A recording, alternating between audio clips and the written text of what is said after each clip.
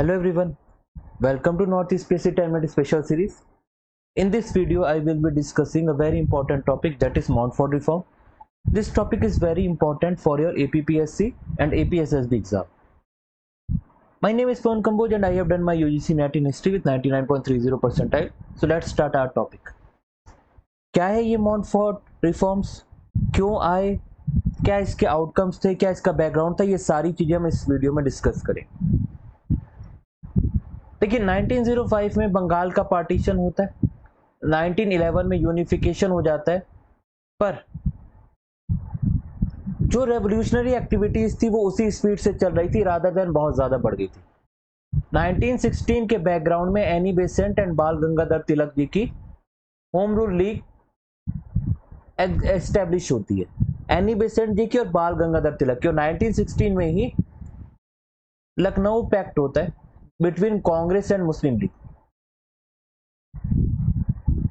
तो इस पूरे बैकग्राउंड में रेवोल्यूशनरी मूवमेंट काफी ज्यादा स्ट्रांग थे and at the same time world war 1 भी चल रहा था, जहां पे ब्रिटिशर्स के काफी सारे सोल्जर्स लगे हुए थे, ब्रिटिशर्स की अटेंशन वहां पे भी डिवाइडेड थी। तो इस पूरे बैकग्राउंड में 1916 के आसपास ऐसा प्रेशर बना कि 1917 में मॉन्टेग्यू को अनाउंस करना पड़ा कि we are going to introduce a reform for the Indians. वो रिफॉर्म्स इंडियंस को काफी ज्यादा प्रिविलेज देंगे, काफी सारी चीजें चेंज करने वाले होंगे, और इस तरीके का स्टेटमेंट जो दिया गया इसको कहते हैं मॉन्टेग्यू डिक्लेरेशन। उसने ये प्रॉमिस किया कि हमारा गोल है कि हम इंडिया में ऐसे इंस्टीट्यूशन डेवलप कराना चाहते हैं जो सेल्फ गवर्निंग हो। तो ये इसका बैकग्राउंड था, 1917 में स्टेटमेंट दिया था इसने। और ये मॉन्टेग्यू कौन है? ये सेक्रेटरी ऑफ स्टेट है। बोला कि हमारा एम है gradual development of India to form a self governing country. इसका आइडिया प्रपोज किया गया था ब्रिटिश पार्लियामेंट को, और कर्जन ने इस प्रपोजल को एग्री किया था, और उसने मॉन्टेग्यू को बोला कि इंडियंस का नंबर बढ़ा दिया जाए गवर्नमेंट प्रैक्टिसेस में। तो ये कर्जन और मॉन्टेग्यू का जॉइंट प्रपोजल था, जिसको एक्सेप्ट किया गया और पार्लियामेंट के थ्रू या उनकी कैबिनेट के थ्रू अप्रूव किया गया। सो ये आया in the form of government of India act, और ये पास हो गया था जून 1918 में। तो इसको इनेक्ट किया था secretary of state for India, जिसका नाम था एडविन सैमुअल मॉन्टेग्यू, और साथ में था viceroy of India Lord Chelmsford. उन्होंने, ब्रिटिशर्स ने पहली बार ये अनाउंस किया कि उनका एम है इंडिया में एक रिस्पॉन्सिबल गवर्नमेंट देना। उन्होंने सेंट्रल एंड प्रोविंशियल गवर्नमेंट की अलग अलग पावर भी पहली बार डिसाइड करने की कोशिश की। कुछ इंपॉर्टेंट प्रोविजन ये है कि इंडिया एक इंटीग्रल पार्ट है ब्रिटिश एम्पायर का, और इंडिपेंडेंस अभी हम नहीं दे सकते। ग्रेजुअली आप लोगों को पावर देंगे, और पावर जो दिल्ली में वाइसरॉय की है वो भी प्रोविंसेस के बीच में डिस्ट्रीब्यूट की जाएंगे, यानी वाइसरॉय की पावर रिड्यूस की जाएगी, प्रोविंसेस की पावर इंक्रीज की जाएगी। यूनिटरी फॉर्म ऑफ गवर्नमेंट रहेगा, पर फोकस इस बात पे रहेगा कि डिसेंट्रलाइजेशन किया जाए, और ब्रिटिश पार्लियामेंट की जिम्मेदारी है कि इंडिया में एक रिस्पॉन्सिबल गवर्नमेंट बनवाए। So it is the responsibility of the British parliament to make a responsible government in India. इसीलिए प्रोविंसेस को पार्शियल रिस्पॉन्सिबिलिटी दी गई, लेकिन सेंट्रल गवर्नमेंट की वर्किंग स्टाइल में कोई भी चेंज नहीं किया गया। सेंट्रल गवर्नमेंट की लेवल पे कोई भी ऐसा प्रपोजल नहीं लाया गया जिससे उनकी पावर कम होती। अलॉन्ग विद दैट काफी और चीजें ये एक्ट लेके आया था, जैसे कि बाई कैमरल सिस्टम इसने प्रपोज किया था। जैसे आज की डेट में लोकसभा राज्यसभा होता है, तो वैसे ही जो सेंट्रल लेवल पे गवर्नमेंट थी उसमें काउंसिल ऑफ स्टेट और लेजिस्लेटिव असेंबली प्रपोज किया गया था। सो काउंसिल ऑफ स्टेट में स्टेट का मेंबरशिप था, और लेजिस्लेटिव असेंबली जैसे लोकसभा। तो लोअर हाउस की कंपोजिशन ऐसी थी कि उसमें 145 मेंबर थे, या तो जो आइदर नॉमिनेटेड थे या इनडायरेक्टली इलेक्टेड थे प्रोविंसेस से। इनका 3 साल का टेन्योर था। 41 नॉमिनेटेड एंड 104 इलेक्टेड, ये सारा मैंने डिटेल में आप लोगों के लिए दिया हुआ है। अपर हाउस का कंपोजिशन ये था कि इसमें 60 मेंबर्स थे, इनका 5 साल का टेन्योर था, और इसमें सिर्फ मेल मेंबर्स थे। 26 नॉमिनेटेड, 34 इलेक्टेड। सिर्फ बाई कैमरल लेजिस्लेचर था, इसमें पहली बार वोटिंग का ऑप्शन। सो लेजिस्लेचर में नए रिफॉर्म्स के थ्रू जो मेंबर्स थे वो सवाल पूछ सकते थे, एडजर्नमेंट मोशन पास कर सकते थे, पर बजट के ज्यादातर प्रोविजन पे वोट नहीं किया जा सकता था। 25% ही ऐसे प्रोविजंस थे जहां पे मेंबर्स, लेजिस्लेटिव असेंबली के मेंबर्स सवाल पूछ सकते थे। लेजिस्लेचर की वर्चुअली कोई पावर नहीं थी गवर्नर जनरल और एग्जीक्यूटिव काउंसिल के ऊपर। पहली बार ऐसा हुआ कि सेंट्रल एंड प्रोविंसेस के बजट को सेपरेट किया गया, यानी प्रोविंसेस को अलाउ किया गया कि वो खुद का बजट खुद बना सकते हैं। पर साथ ही साथ 1909 के ट्रेंड को कंटिन्यू करते हुए अब सेपरेट इलेक्टोरेट इंक्रीज कर दिए गए थे, एक्सटेंड किए कर दिए गए थे to Christians, Sikhs, Anglo Indians. तो क्या क्या इंपॉर्टेंट फीचर है? उसके अलावा एक और इंपॉर्टेंट फीचर है, दैट इज डायरकी।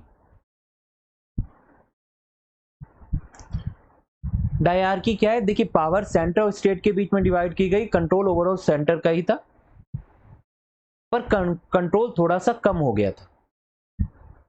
और जो प्रोविंसेस के लेवल पे सब्जेक्ट थे उनको दो चीजों में डिवाइड किया गया था, एक थे ट्रांसफर्ड सब्जेक्ट और दूसरे थे रिजर्व सब्जेक्ट।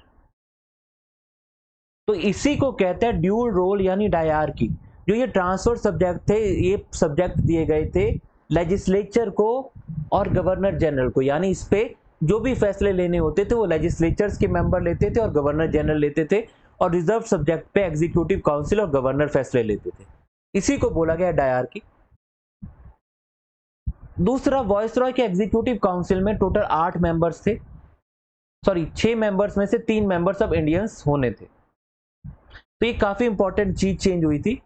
वॉइसरॉय के एग्जीक्यूटिव काउंसिल्स के मेंबर बढ़ा के लगभग इंडियंस को भी एक थोड़ा सा मौका या एक तरीके से लालच दिया जा रहा था कि देखिए आप लोगों के लिए कितने सारे प्रोविजंस आ गए। तो ये इंपॉर्टेंट फैक्ट है, ठीक है। उसके अलावा पब्लिक सर्विस कमीशन बनाया गया और ये भी बोला गया कि ये जो काम है इसका प्रॉपर रिव्यू होगा 10 साल बाद। तो 10 साल बाद एक कमीशन आएगा जो कि इस पूरी चीज को रिव्यू करेगा कि कैसा आप लोगों ने काम किया है प्रोविंस के लेवल पे, ट्रांसफर सब्जेक्ट पे। अगर काम अच्छा किया होगा तो पावर को और बढ़ा दिया जाएगा, और अगर काम बेकार किया होगा तो पावर को रिड्यूस कर दिया जाएगा। तो ये एक इंपॉर्टेंट डेवलपमेंट था कि अब एक तरीके से चेकिंग होने वाली है 10 साल बाद, और इसी के रूप में आएगा साइमन कमीशन। इसका सिग्निफिकेंस क्या है? ये एक बहुत बड़ा स्टेप था टुवर्ड्स कॉन्स्टिट्यूशनल रिफॉर्म्स। इसने पावर डाइल्यूट की, प्रोविंशियल डायरकी इंट्रोड्यूस की। तो कहीं ना कहीं पहला जो स्टेप है डिसेंट्रलाइजेशन का वो यहीं से आया। इससे पावर आगे बढ़ती जाएंगी और कहीं ना कहीं एक रिस्पॉन्सिबल गवर्नमेंट की तरफ एक डायरेक्शन मूव किया। इससे एक मोटिवेशन भी मिली है इंडियन लीडर्स को और कांग्रेस को भी। क्यों? क्योंकि उनको लग रहा था कि पहले कुछ नहीं दे रहे हैं, अब कुछ मिला है, इसके अलावा और भी लिया जा सकता है अगर हम कॉन्टिन्यूसली प्रेशर बनाए रखें। इसके डिफेक्ट क्या थे? डिफेक्ट ये थे कि स्टेट गवर्नमेंट को बोला तो था कि बजट वगैरह मैनेज करना है, लेकिन उनके पास कोई रियल में पावर नहीं थी। फाइनेंशियल मैटर पे सारी कंट्रोल सेंट्रल गवर्नमेंट के पास था। मिनिस्टर्स जो कि इलेक्टेड थे उनका कोई भी डिसीजन मेकिंग में कोई रोल नहीं था, सारी पावर गवर्नर के पास थी। गवर्नर वीटो करता था हर चीज को जो भी मिनिस्टर्स करना चाहे। तो गवर्नर कोई भी चीज को ओवर रूल कर सकता था, चाहे वो प्रोविंशियल मिनिस्टर ने बनाए हो, अगर उसको ये पसंद नहीं है। तो खाली नाम के लिए एक टॉफी दे दी गई है कि खुश हो जाए इंडियंस, लेकिन उसमें कोई भी टेस्ट नहीं है, वो यूजलेस टॉफी। तो इसके आउटकम क्या है? इंपॉर्टेंट आउटकम ये है कि डायरकी का इंट्रोडक्शन है, गवर्नर जनरल की पावर और स्ट्रेंथन हुई है, और इंडियन पॉलिटिकल लीडर्स के बीच में गुस्सा बढ़ा है, लेकिन एक स्कोप भी सामने निकल के आया कि रिफॉर्म्स हो सकते हैं। पब्लिक रिएक्शन में देखिए, हसन इमाम प्रेसिडेंसी के अंडर में कांग्रेस ने मिली और कांग्रेस ने कहा कि ये बिल्कुल अनसेटिस्फैक्टरी एंड डिसअपॉइंटिंग है रिफॉर्म्स। बाल गंगाधर तिलक जी ने कहा unworthy and disappointing, a sunless dawn है। एनी बेसेंट ने कहा unworthy of England to offer and India to accept. लेकिन सुरेंद्र नाथ बनर्जी जैसे वेटरन कांग्रेस लीडर्स ने इसको एक्सेप्ट भी किया था। इसने पावर की स्ट्रगल को इंडियंस में बढ़ा दिया। इसी के बैकग्राउंड में आप देखेंगे कि अगले कुछ सालों में बहुत बड़े लेवल पे स्ट्रगल हुआ, रिफॉर्म हुए, ये सारी चीजें हुई। स्वराज पार्टी जो कि 1923 में एग्जिस्टेंस में आती है, वो इसी इलेक्टोरेट प्रोसेस में पार्टिसिपेट भी करती है और उसको काफी सारी सीटें भी मिलती हैं। मद्रास और कुछ इलाकों को छोड़ के बाकी सब जगह काफी सारी सीटें भी मिलती हैं।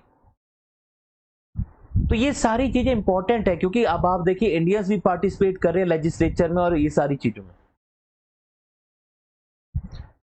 उसके अलावा ब्रिटिशर्स ने कैरेट एंड स्टिक पॉलिसी को फॉलो करते हुए स्टिक के रूप में रॉलेट एक्ट भी तुरंत ही पास कर दिया, जिसके तहत इंडियंस को बिना किसी सबूत के just on the mayor suspicion 2 साल तक जेल में डाला जा सकता था बिना किसी सुनवाई के।